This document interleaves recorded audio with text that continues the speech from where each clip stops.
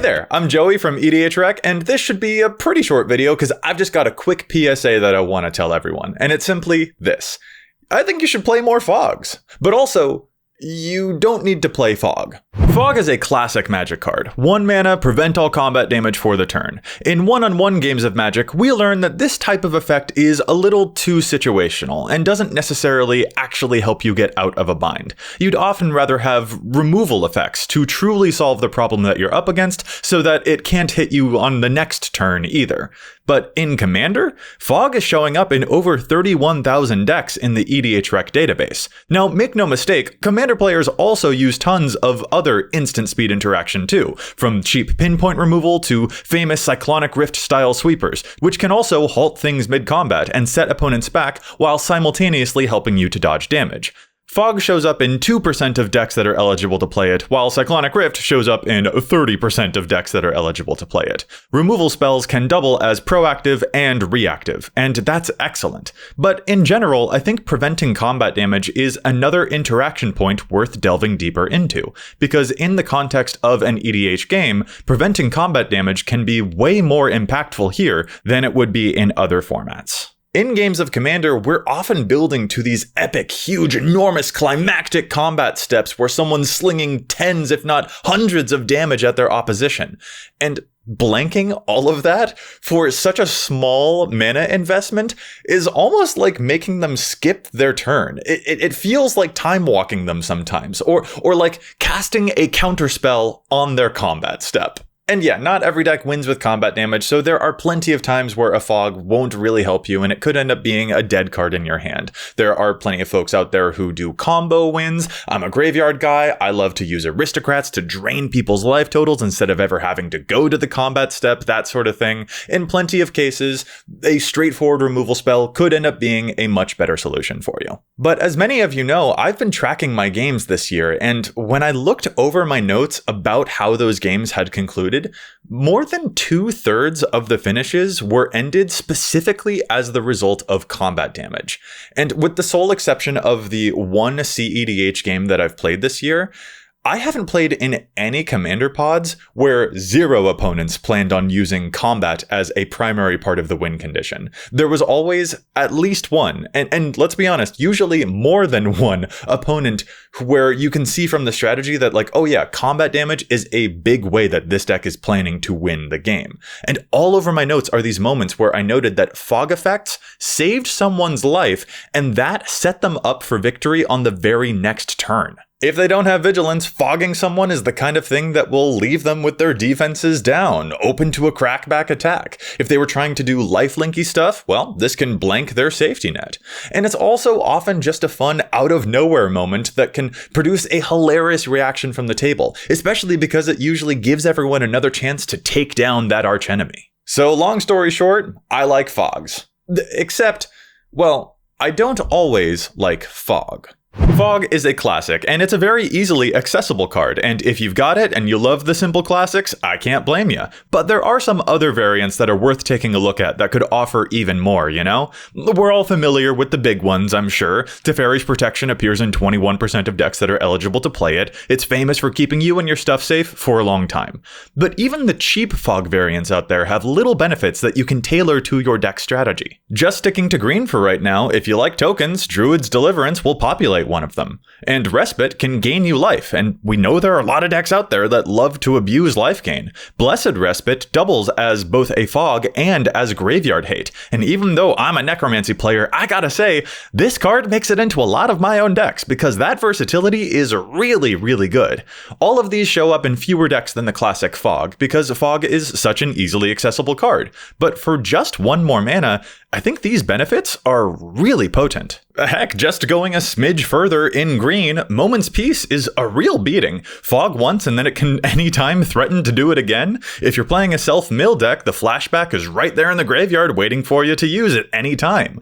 Tangle can stop an attack and prevent them from untapping next turn. Plenty of landfall decks are using Jaheira's Respite, which fogs and fetches out tons of lands from the deck if you manage to play it at the right time. Now that one's got a very high mana cost, but I suppose if there's any deck that's going to be able to afford it, landfall would probably be it. We shouldn't look at any of these in a vacuum, but rather recognize the strategies and contexts that will make them more powerful in specific places. And that's to say nothing of the fogs that are one-sided. Obscuring Haze could cost 0 mana, but read it carefully. You can still deal damage back by blocking effectively. And the same goes for stuff like Winds of Kalsisma. This is, in fact, often a specialty of White's fogs, or I guess I should say White's Holy Days, because that's the 1-mana version in White. But I don't want to play Holy Day. Not when stuff like Safe Passage will prevent damage to me and my stuff, but I can still block efficiently and mess up my opponent's board. And if I have Lifelink, I might even be able to come out of that scrap better off than I used to be.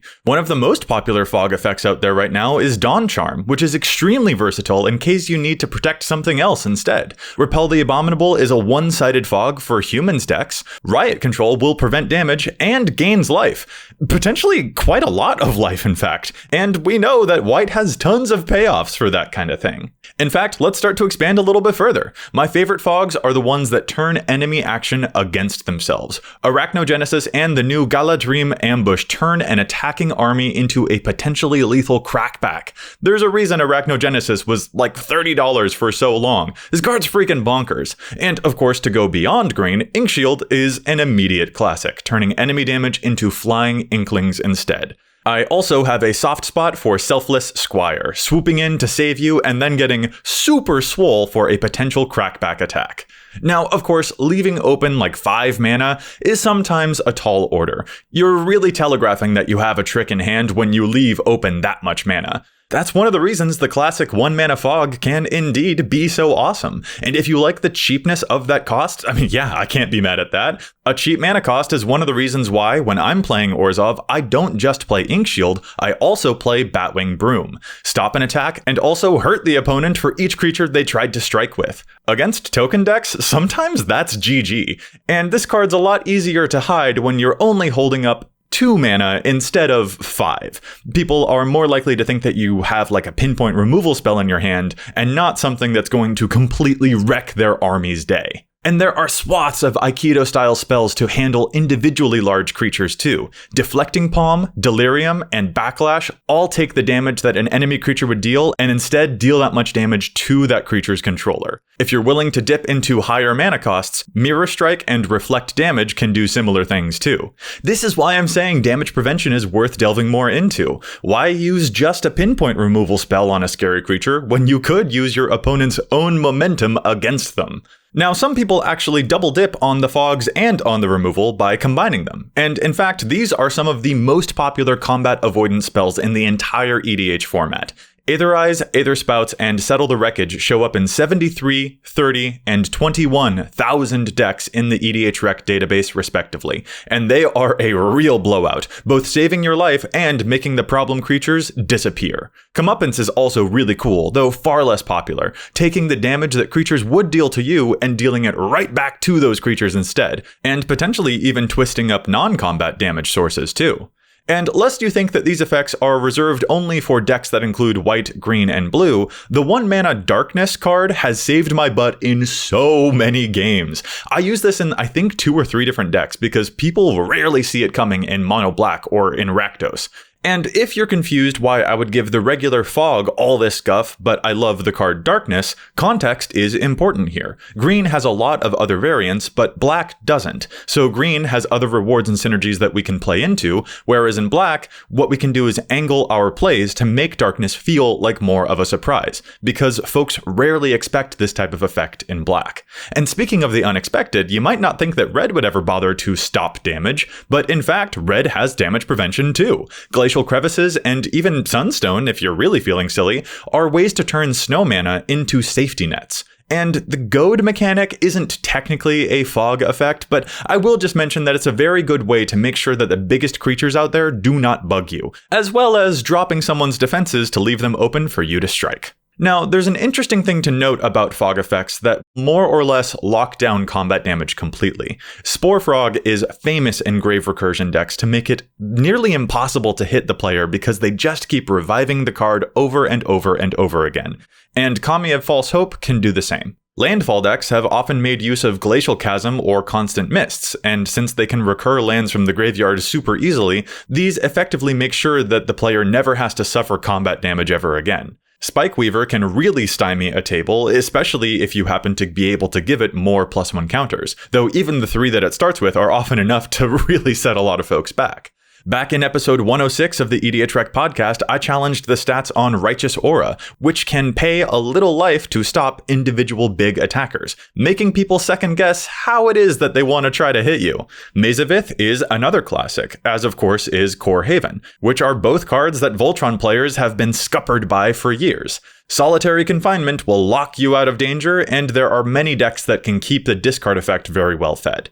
And I've also seen Blink decks use stuff like Haze Frog or Night Captain of Eos over and over and over again to stop combat damage for a very, very long time. These are all very, very good, though in the case of some of the more repeatable ones like Constant Mists and Spore Frog, I'll note that I personally tend to preserve those only for my most grueling decks, where the entire table is about to play a game that's going to be really fierce. That's not like a rule that I think everyone ought to follow or anything, and in general, I actually just think it's a really good idea for most decks to diversify their win conditions such that the continued prevention of combat damage will not 100% shut down your strategy. But one of the things I like about surprise mid-combat effects is when they can produce a moment of glee, when people thought that you were dead and then out of nowhere, whoa, they had a trick! It makes for cool late-game rubber banding, and that produces more memorable games. That's why I just tend to save the repeatable fogs for the games where I know we're going really cutthroat, and I love using other tricks in more social games, because they'll create these really cool, awesome, epic, one-time, huge blowouts. And to be honest, there are tons of other clever things we can do mid-combat too. Reigns of Power is one of my all-time favorite cards in Commander, usable to swap control of creatures mid-combat, so if you steal the attacker's creatures, they'll fall out of battle, or you can borrow someone else's even bigger creatures to block more effectively.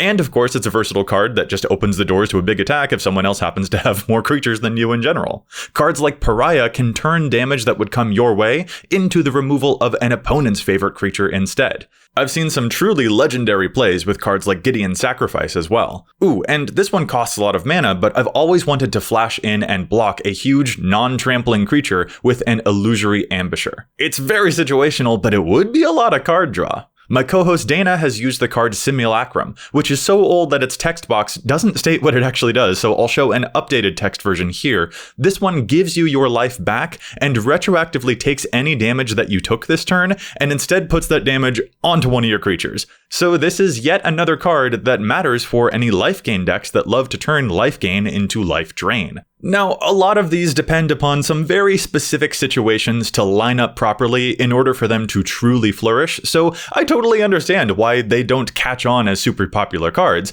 especially not compared to the more universally versatile cards like Teferi's Protection, or powerhouses like Inkshield. But even if some of these cards don't always measure up, a lot of the other ones do. Blessed Respite has saved my bacon time and time again. People think I've left myself wide open with my zombie deck, only to get baited by a darkness, and now they're the ones left wide open. Opponents think that they've got the game in the bag, only for a Batwing Broom to take them out of the game instead. That right there is the reason I think fogs are worth delving deeper into in games of EDH. Beyond just the effects on the cards themselves, fogs give us a chance to enhance our social prowess in the game. They give us the chance to maneuver ourselves in a way that we can bait out opponents who don't see these cool instants coming at all. They open the door for more politicking, if that's your jam. And even if you don't have them in hand, their existence in your deck means that you can get away with, say, leaving 5 mana open to threaten that you have a huge combat trick Inkshield to deter your opponents from hitting you. Fogs allow for mind games, and that's awesome. And whether it's the classic 1 mana version or some of the others that offer much bigger rewards that you can tailor to your strategy, they often produce hugely swingy moments that will utterly transform the trajectory of the game. And for that reason, I think you should give a few more of them a try. That's it from me, but I gotta hear from you now. What are your favorite fogs in Commander? Leave them down in the comments below, like, subscribe, do that whole thing. But until next time, remember, EDH wreck your deck before you wreck your deck.